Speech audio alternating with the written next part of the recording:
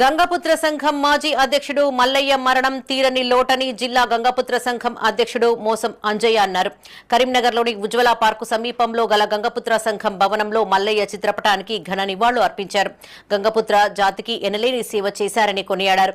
BC group A రిజర్వేషన్తో పాటు reservation హక్కుల పోరాటం, ఆస్తుల పరిరక్షణ కోసం విశేష కృషి చేశారని చెప్పారు. గంగపుత్రులు రాజకీయంగా, విద్యా విధానంలో ఎదుగుదలకు పాటుపడాలని సెక్రటరీ గడప కోటేష్ పిలుపునిచ్చారు. ఈ కార్యక్రమంలో మోసం అంజయ్య, గడప కోటేష్, వైస్ ప్రెసిడెంట్ పెద్దపల్లి సత్యనారాయణ, నాగుల రాజారాం, పాక మంగయ్య, నాగుల కనకయ్య, చుక్కల రామస్వామి, పరిపాల్లి సుధాకర్, సూర్యప్రకాష్, గడప నరసింహస్వామి పాల్గొన్నారు.